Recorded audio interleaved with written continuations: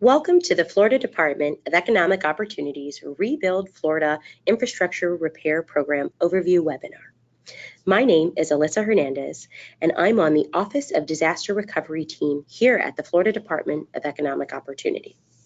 Today's webinar will provide a summary of Rebuild Florida's Infrastructure Repair Program. So on today's agenda, we will provide information on today's webinar. We will provide information on and an overview of Community Development Block Grant Disaster Recovery Funding, Rebuild Florida Infrastructure Repair Program, eligible counties and entities, eligible activities, application cycle, application scoring criteria, CDBG-DR compliance, frequently asked questions, and the program question and answer period. First, I want to give a brief overview of how the disaster recovery sequence takes place. When a disaster occurs, the state must first declare a disaster and submit it to the President for concurrence. Once the President concurs and declares a disaster, that allows for the usage of certain federal funding, such as FEMA and SBA.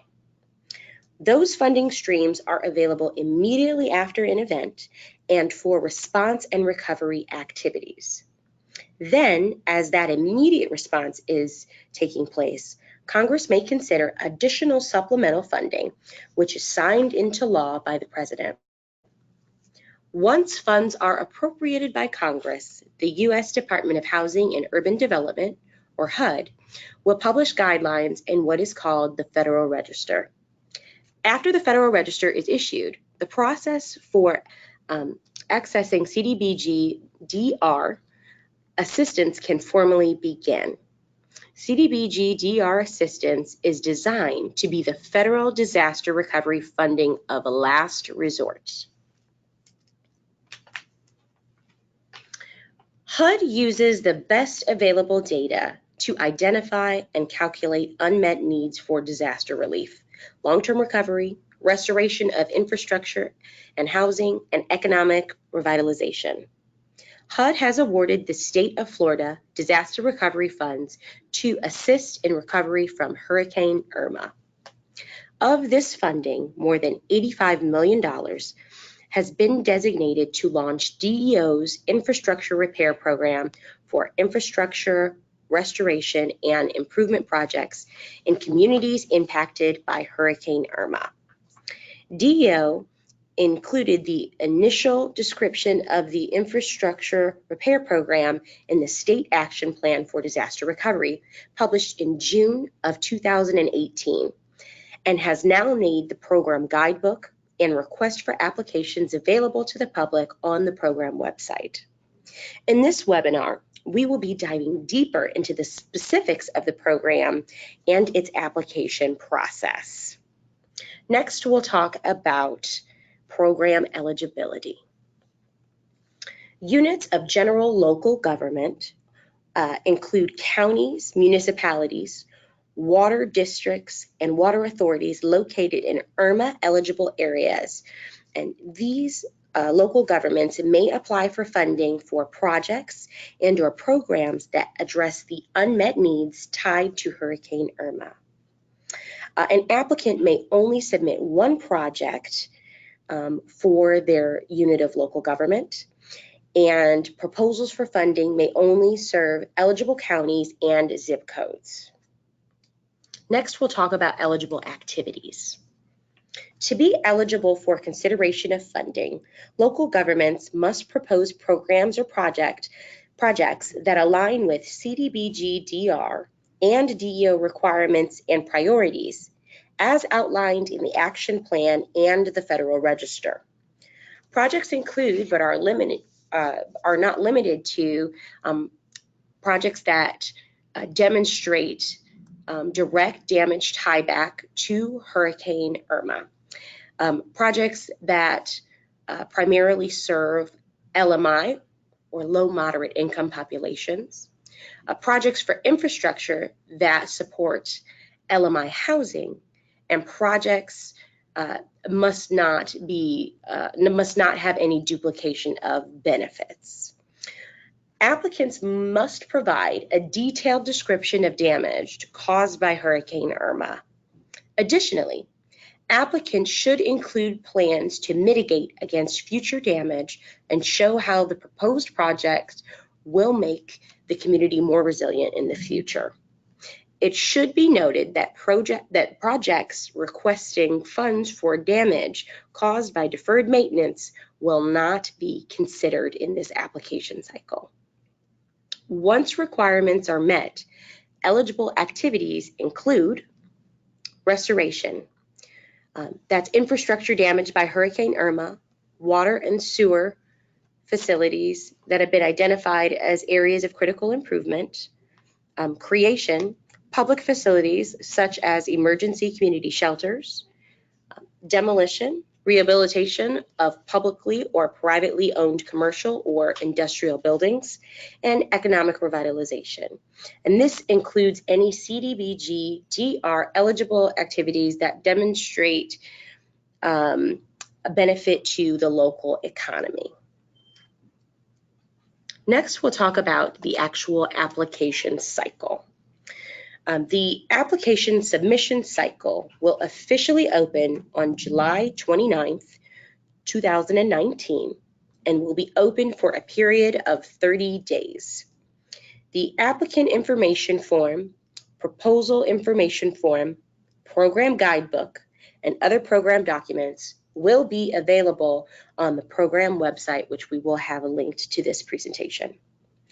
The application has 7 parts that applicants must complete for a full submission. They include a cover letter, applicant information form, proposal information form, budget, service area map, work plan, an organizational chart and schedule of team roles. Those applications will follow the following scoring criteria. Once a proposal is determined to satisfy CDBG-DR compliance criteria, DO will apply scoring based on the following scoring criteria. The maximum scoring criteria score is 115. Scoring will focus on the following categories: overall low to moderate income or LMI benefits, up to 30 points. That means the higher LMI benefit of the activity, they will receive higher scores. For example, a project with 100% LMI benefit would be scored higher than a project with 65% LMI benefit. Next is project readiness, up to 25 points. Planning is either complete for the project, or the required permits are applied for, or the project is underway through a FEMA PA program. Again, the more ready the project, the higher your scores will be for project readiness. Next is management capacity. The local entity has to show that they have a capacity to complete the project and the ability to perform required maintenance. This is to ensure that any projects we go into have a sustainable impact. And the next part is Citizen Advisory Task Force. That's up to 10 points. An applicant can score 10 points if it has appointed a Citizen Advisory Task Force to provide input on all phases of the infrastructure project, including community needs and recommendations to the local government, the local governing body before the application is submitted. Next is the project nature. That's up to 10 points. Proposed projects seeking to improve stormwater, wastewater, drinking water, or sewer systems will have priority. And next is special designations. A project that's located in a rural community or an area of critical state concern may earn additional points. And finally, project impact.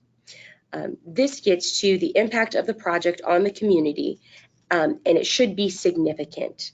And those impacts can include economic impact, community resiliency, and other high impact projects. Finally, we'll move into compliance. All local government applicants with proposals approved for CDBG-DR funds under this application must execute a subrecipient agreement with DEO, which will specify all terms and conditions for successful program and/or project and compliance management of a grant. The DEO subrecipient agreement will include, but is not limited to, the following topics. National objectives. All activities must meet one of the national objectives set out in the Housing and Community Development Act, with at least 70% of the dollars going towards projects benefiting LMI persons. Next is cross-cutting federal regulations. DEO requires projects or programs selected for CDBG-DR funding to meet HUD cross-cutting federal regulations, such as the NEPA environmental review, duplication of benefits, fair housing, Section 3 employment, Davis-Bacon wages, and others which will be specified in the subrecipient funding agreement. And next, there's citizen participant requirements. Counties eligible to receive funding must consider the needs of all of their municipalities and federally funded and federally recognized tribes within the incorporated as well as unincorporated areas of the county and reservations contiguous to the county. Evidence of public meeting with city and tribal governments must meet the following requirements. There must be a notice of the public meeting provided at least 5 days prior to the meeting. And documentation of the meeting must include sign-in sheets and minutes. The next area is use of CDBG-DR as match.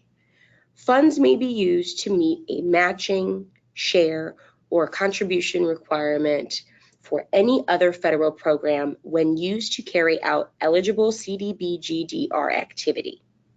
This includes programs or activities administered by the Federal Emergency Management Agency, FEMA, or the U.S. Army Corps of Engineers. The next area, system of record and compliance verifications. DEO will provide a CDBG-DR system of record that will serve as the repository for all program and project compliance documentation to satisfy monitoring and audit requirements. Next is cost reasonable and anti-fraud, waste, and abuse. Applicants in their submissions must provide evidence for how their programs and proposals will meet cost reasonableness and anti-fraud, waste, and abuse standards. Next, CDBG-DR cost guidance. Applicants in their budget proposals must include all costs related to the construction and ongoing necessary maintenance of the infrastructure project. And finally, waivers. On a case-by-case basis, DEO will consider proposals that may require a CDBG-DR regulatory waiver from HUD. Please note, waiver applications take time to review and will impact scoring based on the readiness to proceed criteria. Next, we'll move into some frequently asked questions. One question that we've received is, may an applicant submit more than one application? The answer is no. Each unit of local government may only submit one application. The next question, is there a maximum or minimum amount of funding that may be applied for? The answer is no. There is no maximum or minimum award. The next question, may an applicant apply for funding for an existing project? Funds may be used to meet a matching share or contribution requirement for any other federal program when used to carry out an eligible CDBG-DR infrastructure activity. So yes, funds can be used in some instances. And the final question that we have for today is, does the project have to be tied to damage from Hurricane Irma? And the response is a resounding yes. All projects must be able to show a direct tie back to damage caused by Hurricane Irma to be eligible for infrastructure funding. And we realize that as we've gone over some of these frequently asked questions, that you may have many more questions to ask us, which is why we have a question and answer period. Beginning July 15th, interested parties must submit all programmatic questions related to the Rebuild Florida Infrastructure Repair Program by email to rebuildflorida@deo.myflorida.com. That's rebuildflorida@deo.myflorida.com. The Office of Disaster Recovery will respond to each question by posting responses publicly on the program website in a timely manner. And with that, we are at conclusion. You can see the rest of the timeline, what's coming ahead, and we look forward to working with you to answering your questions. And thank you for spending a little bit of your time with us today. Have a great day.